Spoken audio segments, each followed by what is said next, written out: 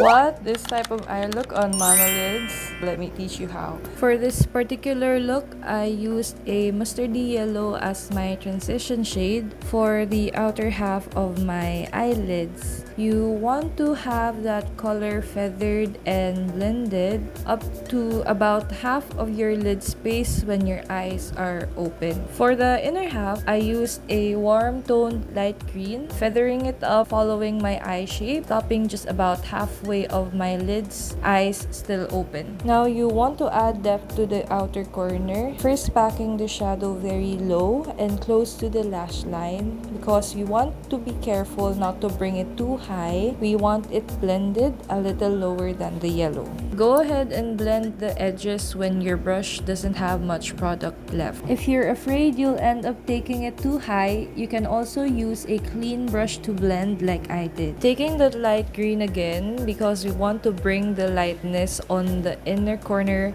of the lid back since it got overpowered when we blended. You want to periodically stop and check your work, looking straight at the mirror with your eyes fully open to make sure everything is balanced and all your hard work aren't just hidden away. I'm using this sponge applicator for my shimmers, but if you don't have this one, you can always just use your fingers. Apply your shimmers on the inner corners up to the middle of your eyelids where the light green is. I used a pencil brush to clean the edges of the shimmers I laid down because we don't want the shimmers to be higher than the transition shade. Taking the same blend of green to add more contrast on the outer corner, blend it inward to the shimmers. I wanted more sparkle, so I added a more glittery formula as a shimmer topper, still cleaning the edges with a pencil brush and blending with the darker green. Finish it off with some liner and lashes.